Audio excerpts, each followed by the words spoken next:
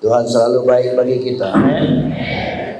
Tuhan baik selama-lamanya. Baik. Setiap hari pada kita bangun, kita rasakan kebaikan Tuhan. Baru 2 hari yang lalu istri saya bilang pada saya, Pak, kata, apa? Saya bilang, tahu kamu, kata, sudah 5 pengerjamu yang kau kuburkan, katanya. Dia cerita begitu karena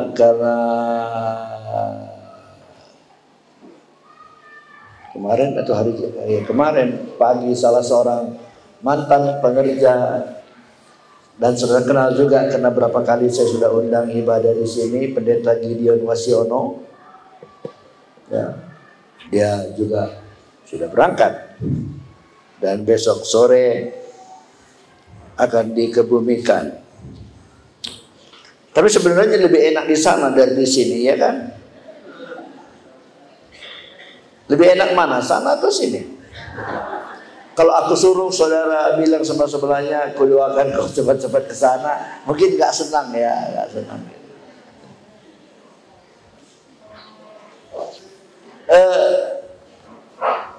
Tetapi Paulus berkata, karena kepadaku hidup itu Kristus, mati itu keuntungan. Artinya gini. Kalau mati udahlah itu untung, ya kan? Nunggu-nunggu itunya kita kan, nunggu-nunggu mati, nunggu kaya sampai hari ini nggak kaya-kaya. Tapi kita belum mati, dan Paulus berkata kepadaku hidup itu Kristus. Jadi selama kita hidup dalam dunia ini, kita hidup bagi Kristus. Hidup kita, tubuh kita, jiwa kita, roh kita, harus kita berusaha supaya semuanya itu berguna bagi Kristus. Bukan bagi diri kita sendiri.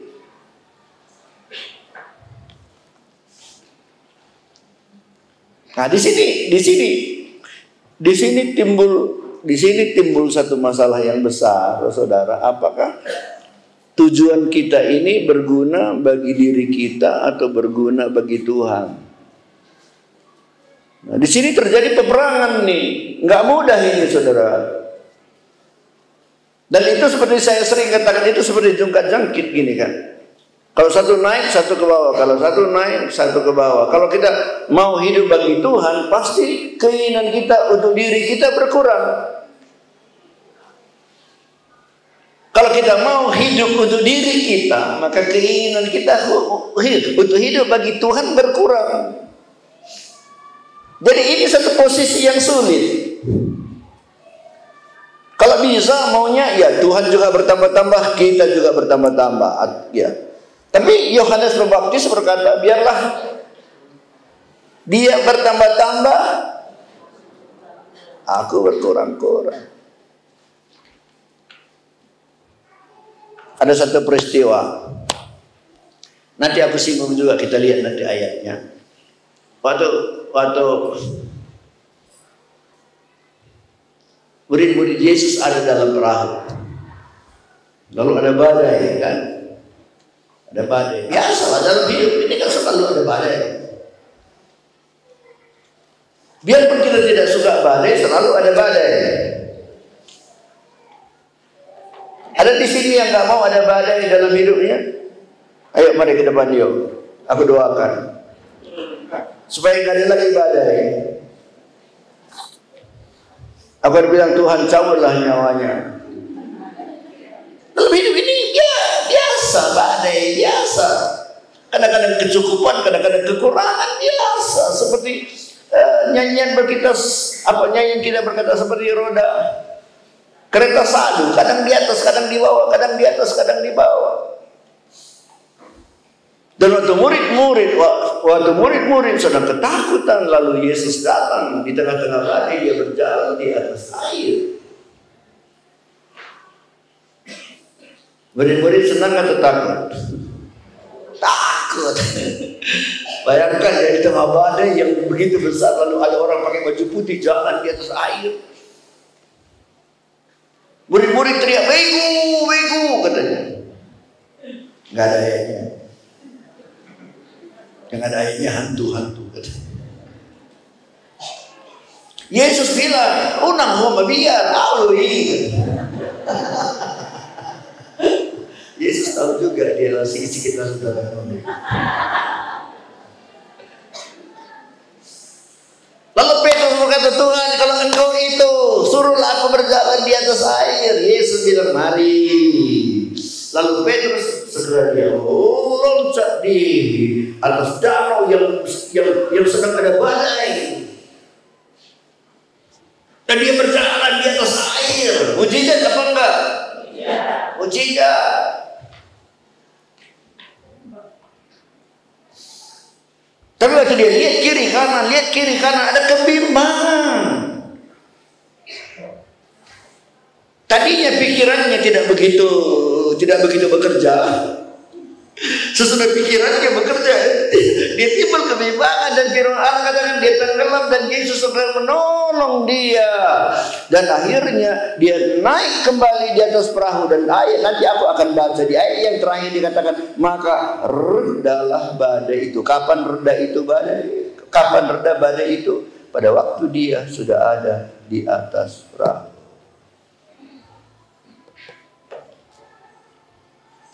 Berarti di perahu nyaman, enak kan, aman. Kalau di danau badai. Di perahu aman. Di danau badai. Di perahu aman. Di danau ayo sepakat sekali lah. Di perahu di perahu aman. Di danau badai. Di mana yang ada mujizat? Di danau. Saudara lebih suka di perahu atau di danau?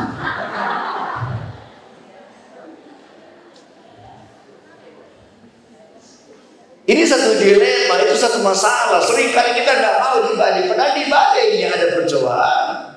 Di sana ada mujizat. Karena tanpa pencobaan nggak ada mujizat.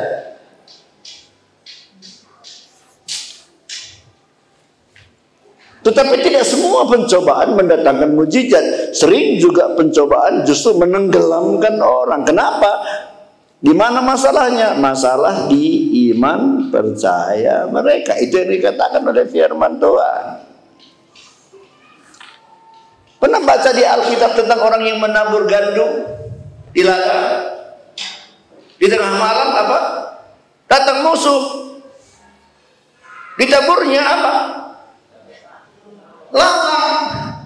Jadi musuh itu selalu berusaha untuk menabur di tengah-tengah gandum supaya ada lalat. Sama dalam hidup kita. Kita selalu dengar firman Tuhan. Berapa kali saudara satu minggu dengar firman Tuhan? Sering sekali di komsel-komsel kita, di saat teduh kita, di ibadah kita, sering. Tapi jangan lupa, iblis selalu juga menaburkan kebimbangan.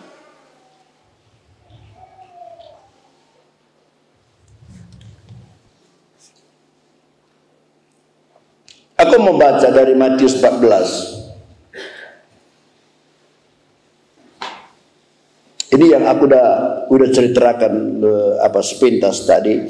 Matius 14 mulai ayat 28. Matius 14:28. Lalu Petrus berseru dan menjawab dia, Tuhan, apabila engkau itu suruhlah aku datang kepadamu berjalan di atas air.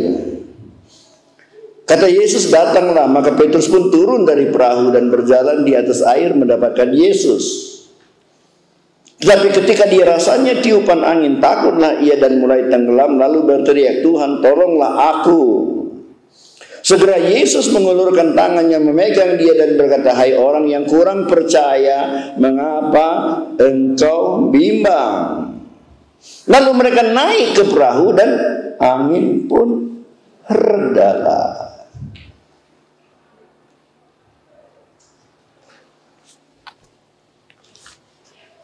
Tuhan berbicara kepada manusia.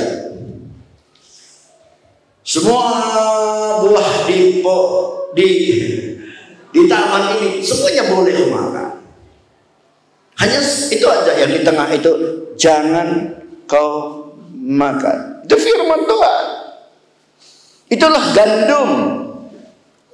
Iblis temui Hawa, dia tabur lalat.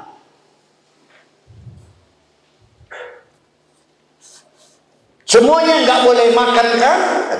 Diputar balikannya sedikit. Tuhan bilang semua boleh makan. Iblis taruh aja satu kata tidak. Semua tidak boleh. Satu patah kata aja.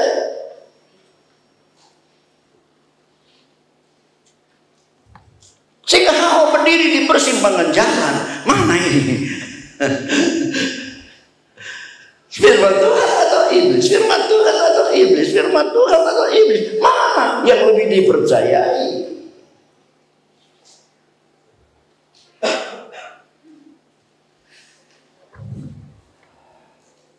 Kamu lebih percaya pada firman Tuhan atau iblis?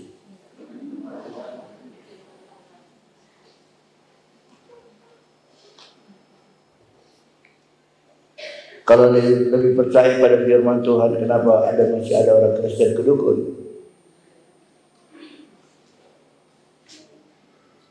Kalau lebih percaya pada firman Tuhan, kenapa masih banyak orang Kristen beli togel? Kalau lebih percaya pada firman Tuhan, kenapa masih ada orang Kristen bohong?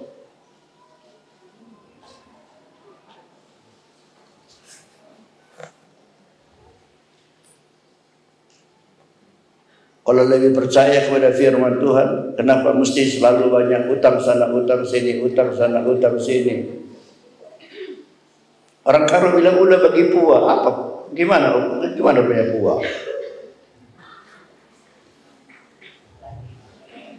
Ijapai, dimanapun dibikinnya sarangnya, dimanapun dibikinnya. Ada juga orang Kristen itu, dimanapun bikin utang. Kedai kopi sini utang, nggak boleh lagi pindah ke kopi sana. Belajar firman Tuhan. Kalau selama ini kita terikat dengan utang, ambil keputusan, Tuhan, aku percaya pada firman-Mu. Hari ini aku stop utang. Semua utang-utangnya aku akan bayarin, Tuhan. Aku akan cicilin semua. Stop.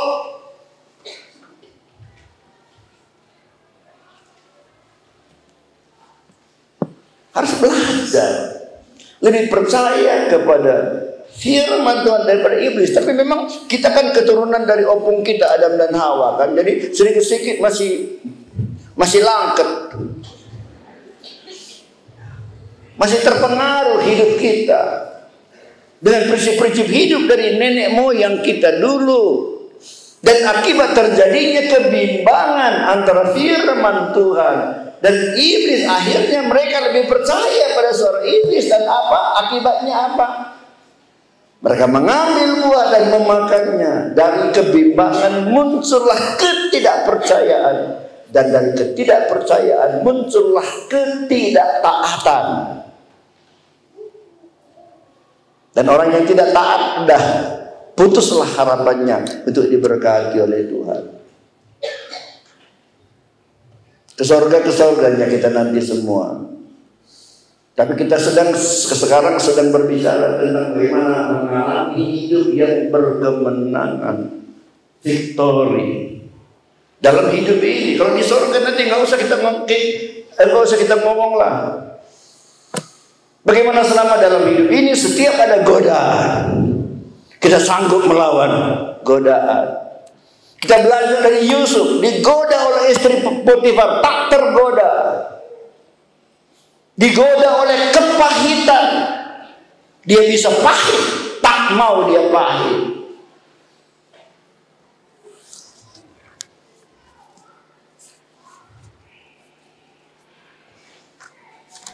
Dalam Markus pasal 6 ayat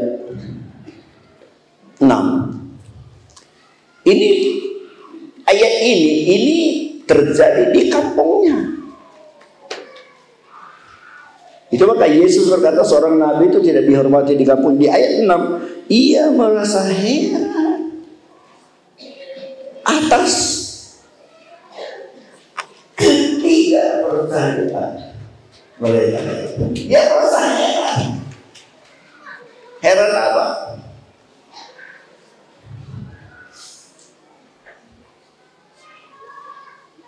Kalau penghulu laskar waktu dia datang kepada Yesus, dia bilang, Yesus, sahabatku sakit di rumah. Yesus bilang, aku akan datang. Penghulu lasarnya nggak usah Yesus datang. Yesus ngomong sepatah kata saja, pasti hambaku sembuh. Yesus heran atas kepercayaan penghulu lasar itu. Tapi firman Allah mengatakan dia heran atas ketidakpercayaan mereka. Bilang dulu sama sebelahnya, Yesus heran yang kamu.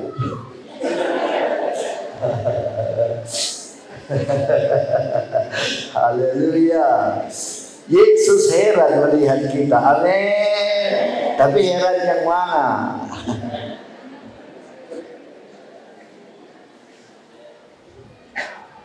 Atas iman kita yang percaya atau ketidakpercayaan kita.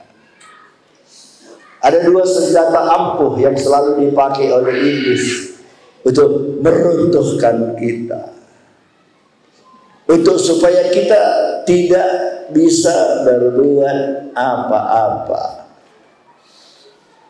2 minggu lalu aku cerita, aku singgung, meskipun sebenarnya sering aku singgung tentang anak Raja Wali yang merasa dirinya adalah anak ayam.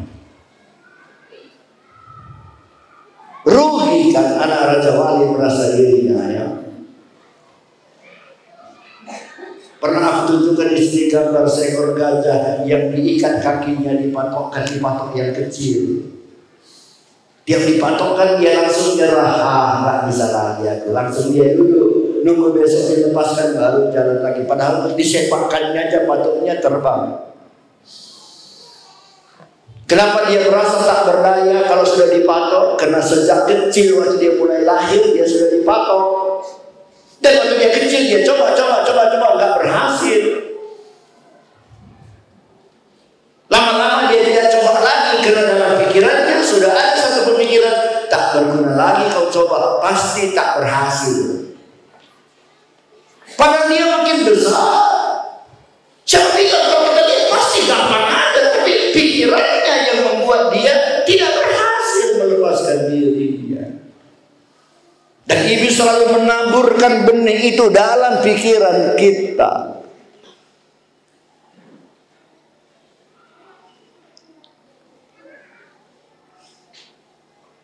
Coba lihat dulu wajah kawan di sebelah dulu. Kira-kira dia lagi menang itu atau lagi bermasalah?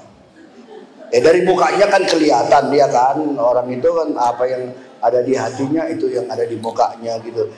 Kira-kira menurut saudara dia sedang victory atau sedang masalah besar?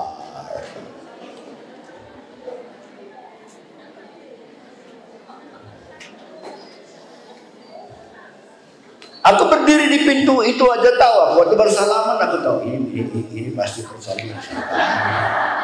Kalau ini penuh sukacita, taunya.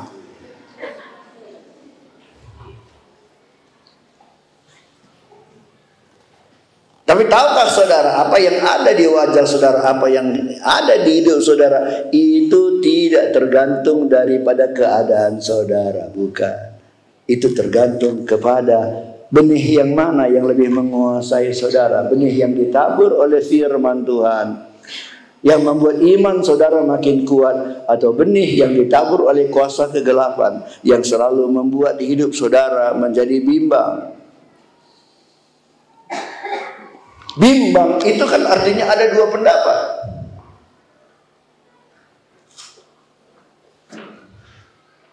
Satu bilang joreng kari, satu ngobrak.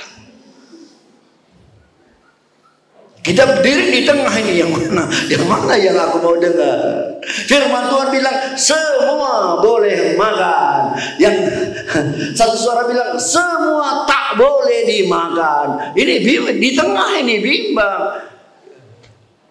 Kalau kita sedang berdiri di satu posisi, di tengah dua pilihan, itu biasa dalam hidup ini selalu begitu. Tetapi yang menentukan adalah apa yang kita putuskan. Apa yang saudara akan putuskan.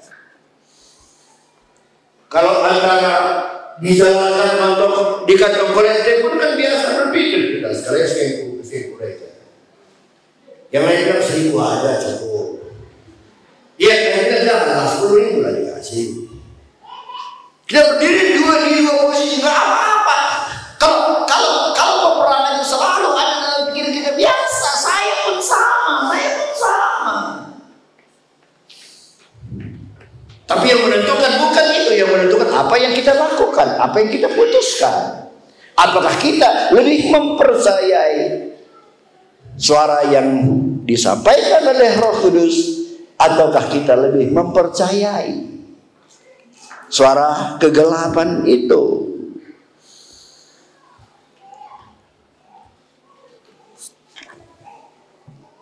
Biasanya kebimbangan itu sama dengan begini, namanya pun bimbang. Bilang nggak percaya, bilang percaya enggak.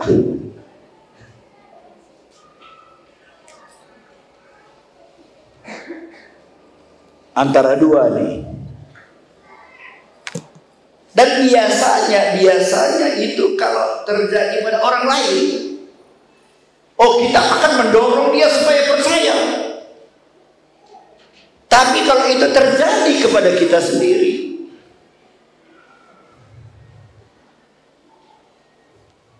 kita sering justru kalah. Kalau pada orang yang lain tak ada masalah. Dulu aku cerita tentang orang yang jalan di atas kawat itu kan, namanya Blondin. Dia ahli akrobat, dia jalan dengan tongkat di tangannya, dia bisa menyeberang. Sampai di seberang dia berkata, saudara-saudara, aku akan kembali ke seberang dengan menggendong satu orang.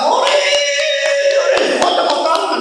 Apa arti semua tepuk tangan? Semua ingin melihat bagaimana Blondin menggendong orang. Ya sekali.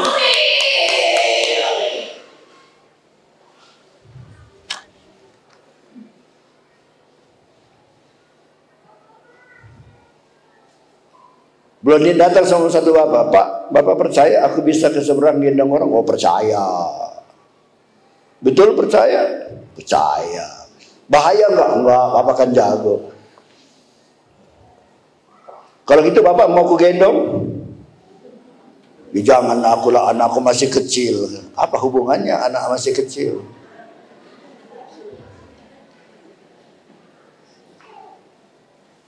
Dia datangi seorang pemuda. Kamu kan belum menikah. Percaya nggak aku bisa kesana? Percaya. Kalau gendong percaya nggak? Percaya. Pasti. Kalau gitu mau kau gendong? Ya sorry lah Pak. 2 bulan lagi aku mau menikah Pak. Apa hubungannya? Kalau itu terjadi pada orang yang lain sering gitu.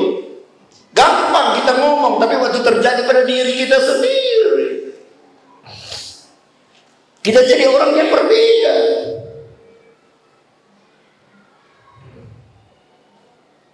Ada seorang ibu pendeta.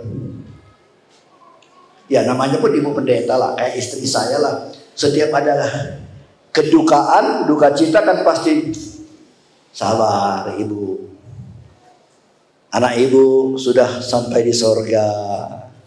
Tenang, serahkan semua kesusahanmu pada Tuhan. Kan gitu. Kan gak ada ibu gembala, ayolah ibu, habiskanlah gelisahmu, ayo jeritlah. Gurapaslah, enggak ada kan. Tenang. Ibu pendeta yang aku cerita pun begitu. Aduh, mana dia selalu memberi nasihat penghiburan.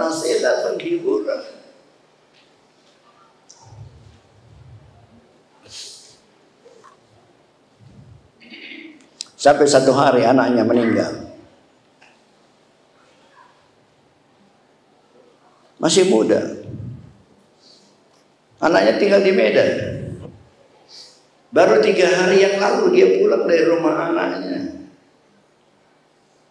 Dan 3 hari kemudian anaknya meninggal. Dan ibunya tidak diberitahu.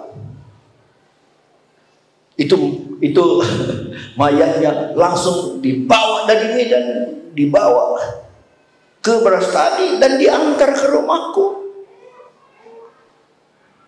Heran ya. Jadi mobilnya parkir di depan rumah.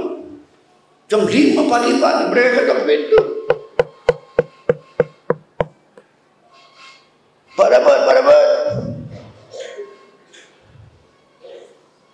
Aku keluar, ada apa? Aku bilang, tolong Bapak, ada masalah besar. Apa masalahnya? Ada anak pendeta meninggal. Dan kami nggak berani dibawa ini ke rumahnya. Kurasa Bapak cukup bijaksana lah nanti untuk bisa ngomong dengan orang tuanya. Oke lah, ayolah. Akhirnya kami berangkat bersama-sama. Jadi aku jalan di depan naik sepeda motor, di belakang ada mobil naik. Lalu aku sampai di rumah pendeta itu, aku mulai ketok pintu.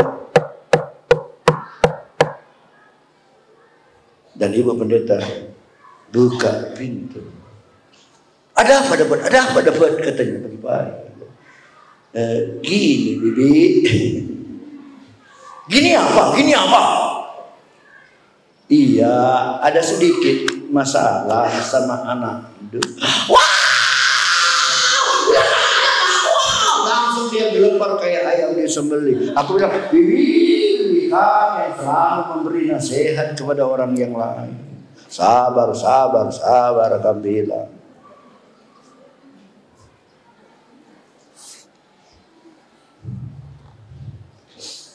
Bilang dulu sama sebelahnya, kayaknya mirip-mirip kamu. Sama orang lain gampang kita ngomong, sama orang lain gampang kita cerita. Tapi kalau itu sudah terjadi pada diri kita, mulai timbul ketakutan dalam diri kita.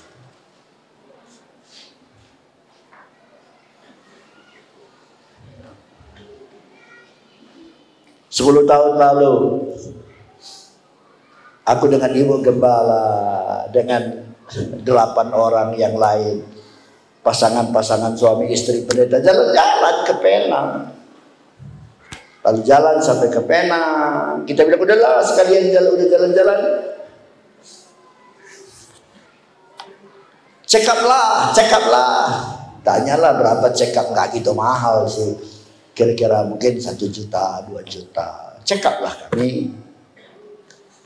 Selesai check up, lalu mereka bilang, di antara kalian berlakuan ini yang paling sehat ibu pendeta ini, disebutnya lah ibu pendeta A.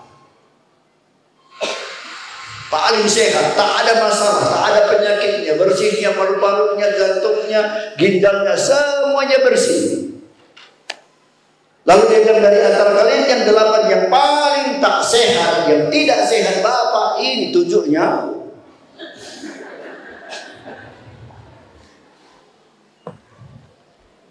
Bapak sangat bermasalah. Kalau mau kita lanjutin pemeriksaannya supaya akurat, oke. Katerisasi, udah treadmill, katerisasi lagi. Katerisasi itu dipotong pembuluh darah saya. Dimasukkan cairan itu berjalan, menjalani semua, tidak bisa disorting dari luar supaya tahu di mana yang sumbat. Lalu aku dibawa ke ruang komputer sama istri, tengoklah Pak, inilah jantung Pak, ini udah sumbat, ini sumbat, semua udah sumbat ini Pak.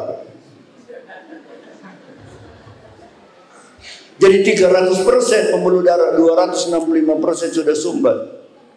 Hanya tinggal 35%. Bapak nggak boleh lagi khotbah keras-keras. Bapak nggak boleh pulang. Kalau Bapak khotbah keras-keras, bisa mendadak jantung Bapak jim. Bikinnya pula kayak mobil, kayak rem mobil.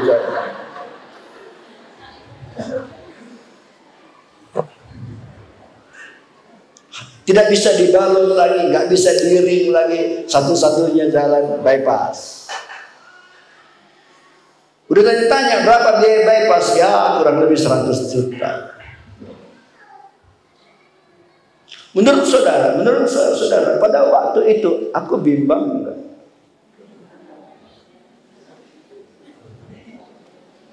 Jujur aja, aku juga bimbang antara operasi dan tidak. Aku bilang pada dokter, aku pulang dulu. Udah sampai di sini, waktu banyak kawan-kawan dengar bahwa aku bermasalah, banyak gereja-gereja yang nelpon, Pak. Bahkan ada yang datang kemari, Pak, bypass saja, operasi saja, kami yang tanggung semua biaya. Dari GBI Medan, dari CCA Medan, dari Mission Care Medan, semuanya kami yang tanggung semuanya. Dan kalau operasi jangan di Penang, Singapura, semua kami tanggung. Pertanyaan saya masih bimbang. Masih juga. Antara apa? Antara perasaanku dan firman Tuhan. Aku baca firman Tuhan. Firman Tuhan katakan, apa kata firman Tuhan? Oleh bilur-bilurnya kamu sudah sembuh kecuali penyakit jantung. Gitu ayatnya. Firman Tuhan berkata, kalau ada orang sakit kamu menumpangkan tangan atas dia, maka dia akan sembuh kecuali penyakit jantung. Gitu? Tidak juga. Aku rasa sesak. Aku rasa nggak enak. Sesudah dokter bilang jantung bapak bermasalah, tambah masalah.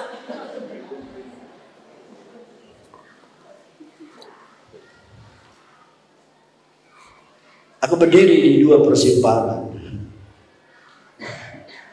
Bahkan anak istriku pun berkata, operasi saja lah Pak. Dan sebenarnya kalau aku operasi tak ada masalah. Cuma dalam pikiranku pada waktu ini begini, kalau aku operasi, lalu nanti ada anggota jemaat ora et labora, sakit jantung, didatanginya aku, Pak Pendeta, doakanlah aku sakit jantung, katanya. Apa yang ku bilang?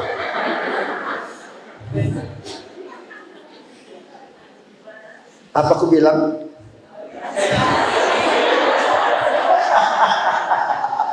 Gak cocok kan? Gak cocok.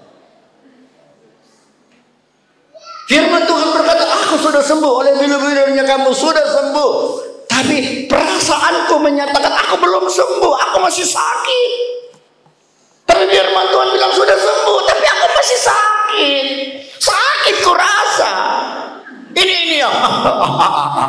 Tapi firman Tuhan bilang aku sudah sembuh. Mana aku lebih percaya? Jalan mana yang kulangkahkan? Dan jangan lupa kalau aku operasi itu bukan dosa. Cuman ada kesaksianku yang hilang, kan itu aja. Aku berdiri di persimpangan jalan. Aku sedang berbicara tentang nyawaku. Yang kalau ini kumat, besok udah di sini ada peti. Lagunya isi doa alita.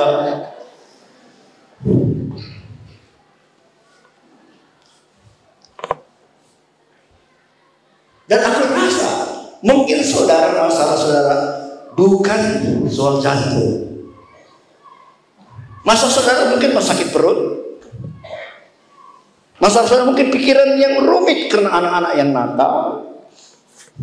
Masalah saudara mungkin masalah keuangan yang selalu gawat-gawat. Cari pagi makan sore, cari sore makan besok sore lagi. Masalah saudara mungkin masalah keluarga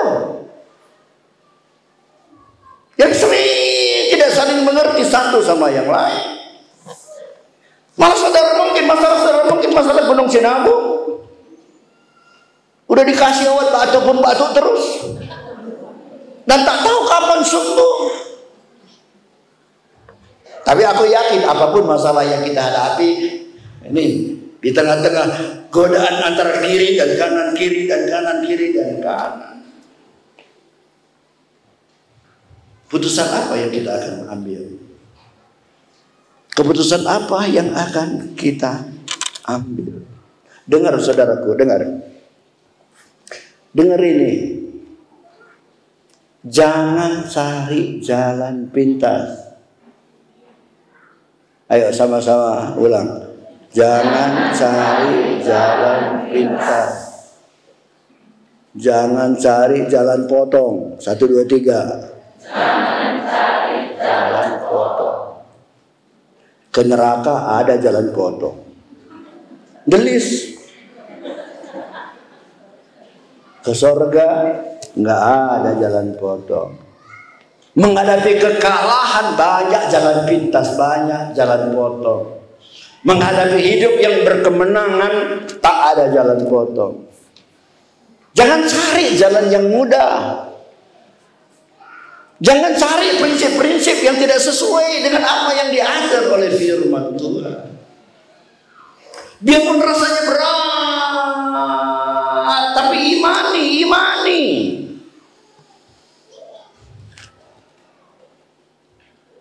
Roma 4 ayat 18, perhatikan nih.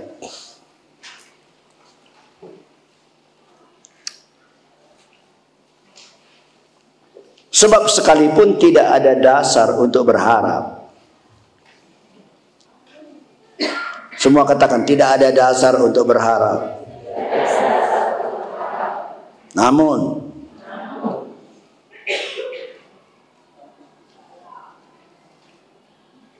bilang dulu sama sebelahnya, biarpun hidupmu cukup berat,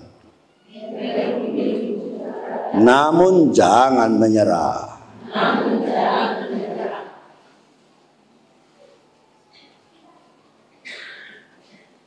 Bilang sama sebelahnya, kalau Anda nanti lahir anakmu, bikin namanya Namun.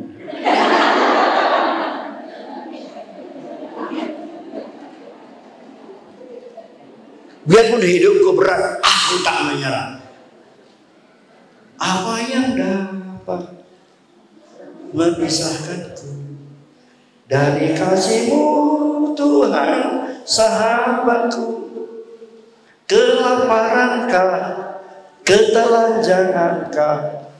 Tak satu pun,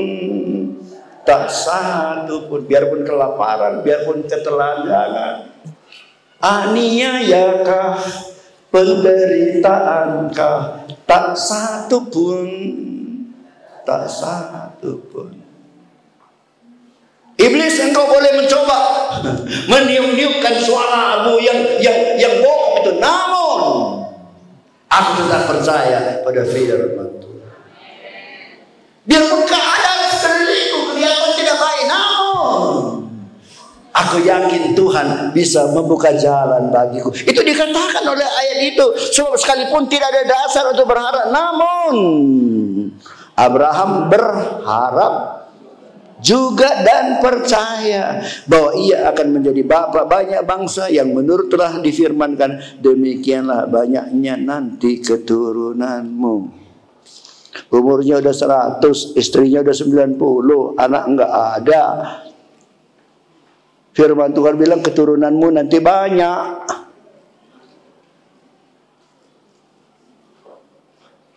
Lebih percaya mana? Lihat 100 tahun, 90 tahun. Firman Allah berkata, istrinya sudah mati haid. Artinya pabriknya udah tutup.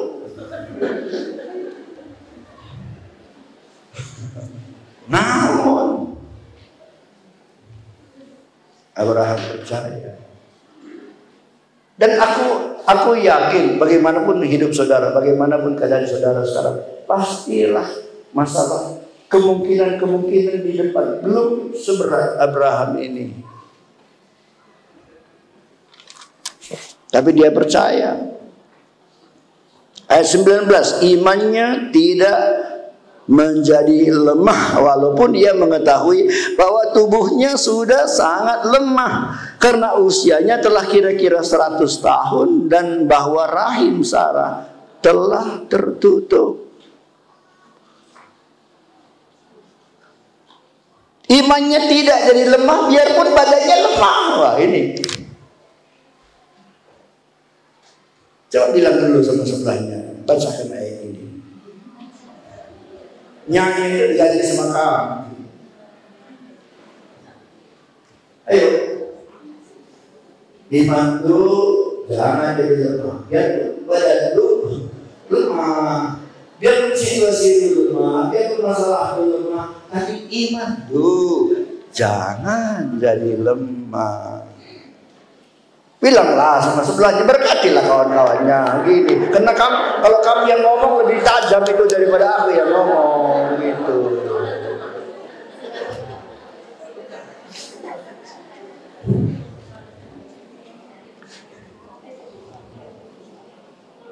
Ayat 20, tetapi terhadap janji Allah ia tidak bimbang karena ketidakpercayaan.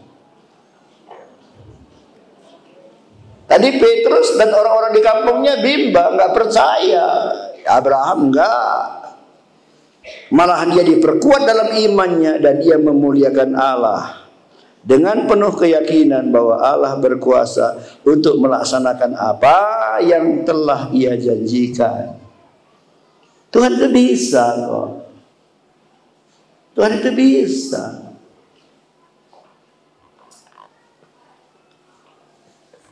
Aku sekarang merasa komplek ini udah sempit. Kita butuh tanah yang lebih lebar. Kita butuh bangunan-bangunan. Baru-baru minggu lalu kita bikin seminar Pria Sejati sampai nggak ada tempat. Ini ke depan kita banyak.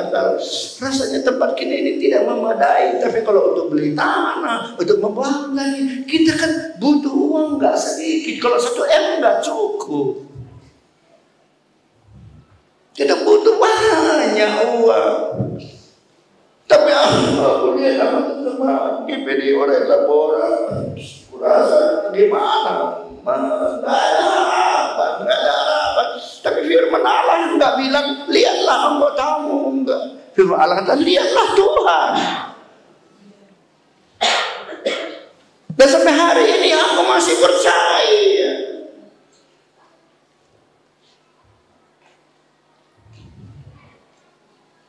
Tadi malam istriku, malam-malam jam 9 malam dia nyapu-nyapu di dapur. Papa, nggak sedih kalau dia di rumah dua ini katanya.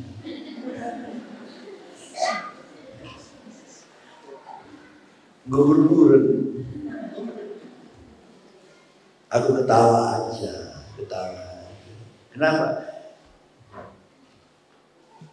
Karena aku tahu kalau memang sudah waktunya Tuhan, gampang bagi Tuhan. Amin. Amin. Bisa aminnya lebih semangat. Amin. Apakah aku perlu kerja keras supaya dapat uang yang banyak? Apakah aku perlu lebih banyak pergi-pergi, aku berkhotbah ke sana kemari supaya cari gereja-gereja yang kolektanya banyak-banyak supaya aku bisa dapat uang sekitar 500 juta untuk bangun rumah? Enggak perlu. Apa yang diperlukan? Aku yakin, aku percaya kalau udah waktunya Tuhan bikin satu orang aja mimpi. Kutanya saudara, sulit nggak bagi Tuhan membuat satu orang mimpi? Persoalan itu juga sama bukan? Persoalan juga sama bukan? Kalau kamu berharap pada Tuhan, meyakini Tuhan, kalau pada waktunya Tuhan, nggak usah kamu cerita ke sana kemari pun. Firman Allah katakan apa yang belum diminta olehmu, apa yang belum, bahkan yang belum terlintas dalam pikiranmu itu disediakan oleh Tuhan. Biar rumahku berburan, banyak orang lain punya rumah pun enggak. Berburan piadena lalit.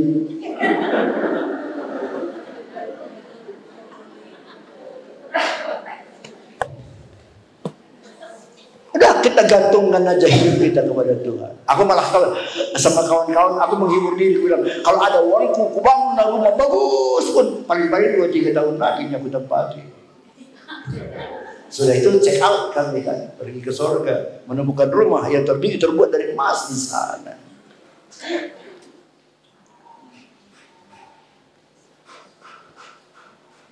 Jangan bimbang.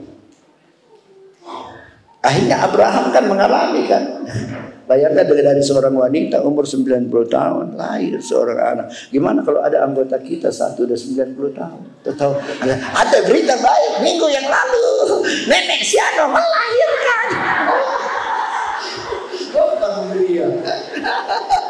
Kita ketawa karena merasa itu tak mungkin, tapi firman Allah katakan bagi Tuhan tidak ada yang mustahil. Dan aku rasa sesak, aku tumpangkan tanganku, aku berkata dalam nama Yesus aku sembuh.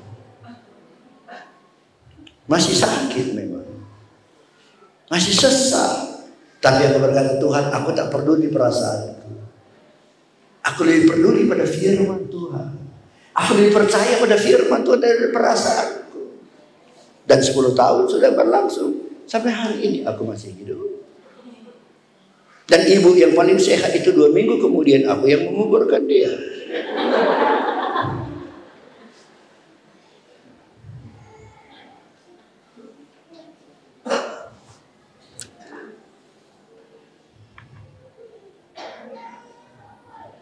Yo, buat pilihan yang benar. Buat pilihan yang benar. Tidak mungkin kita hidup dengan sukacita dan damai sejahtera, sementara kalau kita hidup selalu dalam kebimbangan dan ketidakpercayaan.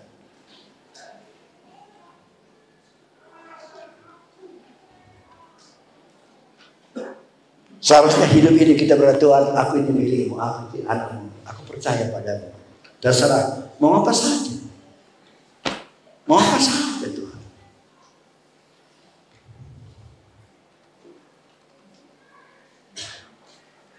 Aku hari Selasa yang lalu, Selasa, Rabu, aku ada di Pulau Bangka. Karena ada tugas majelis pusat, harus mengurus sesuatu di sana. Kalau ketemu dengan pendeta mereka, dulu aku pernah cerita di sini tentang satu hamba Tuhan yang terjadi di Mentawai. Tapi pendeta yang di Bangka itu adalah orang-orang yang ikut terus bersangkutan di situ dalam peristiwa itu. Tentang satu orang muda tamatan sekolah Alkitab Palembang yang pergi ke Mentawai, menginjil di sana dan membuka perintisan dan semua jimat-jimat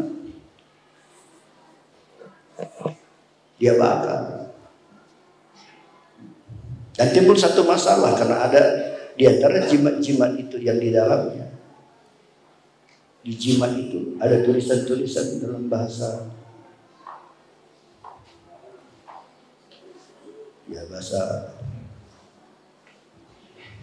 Arab. Enggak, ini kan direkam. Ini aku udah diminta oleh TV apa itu yang TV kabel itu, mereka udah minta supaya rekaman khotbah itu mereka boleh siarkan di TV gitu. Mungkin aku sedang siapin gitu. Jadi yang gini-gini kan nggak perlu orang dengarkan. Tapi di dalam jimat itu ada tulisan-tulisan itu bahasa itu dari kitab suci mereka. Dan dia bakar dan marah. Orang sana menangkap dia, ninja dia, mengambil senjata itu menghantam kepalanya ini sampai habis, tidak ada dalam tubuh ini satu tulang yang tak patah. Kepalanya ini udah kerpa atau dihancur-hancurin gitu. Tapi yang luar biasa nggak mati-mati. Dan dia dibawa ke Padang, dia dimasukkan ke dalam laut, diikat. Stanley ini dia diikat, dia diseret pakai kapal dari Mentawai ke Padang. Berapa jam itu? Sampai 8, 9, 10 jam diseret di laut sampai di Padang nggak mati.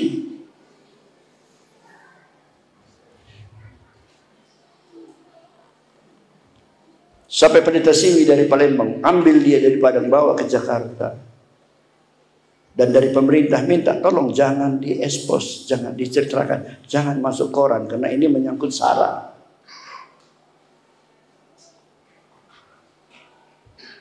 Dan dirawat. Dan dokter di Jakarta Luar biasa. Nggak ada harapan ini. Kok semuanya nggak berfungsi lagi? Udah koma, nggak sadar, nggak apa. Tapi jantungnya hidup terus. Kepalanya udah hancur. Semua tulang ini, sampai tulang-tulang rusuknya, kaki, patah, udah habis semua. Tapi jantungnya masih hidup terus.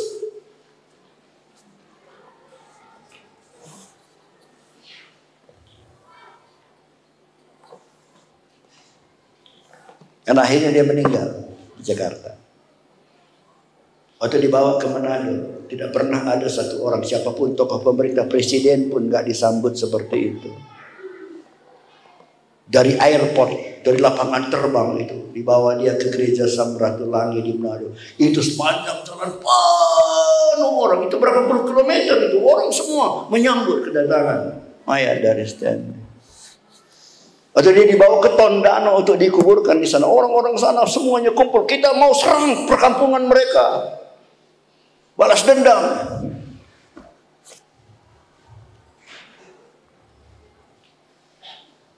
Tapi pemimpin-pemimpin kita berkata, jangan, Kristen bukan begitu. Justru orang yang mati seperti itu, martir itu adalah benih dari satu kebangunan rohani. Dan sejak itu Mentawai dilawan oleh Tuhan.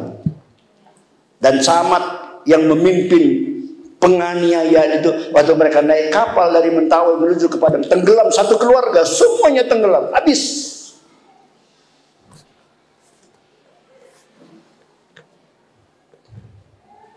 Maksud saya mau cerita apa? Maksud saya kalau saudara yang perlu jadi seperti itu, saudara bersedia enggak?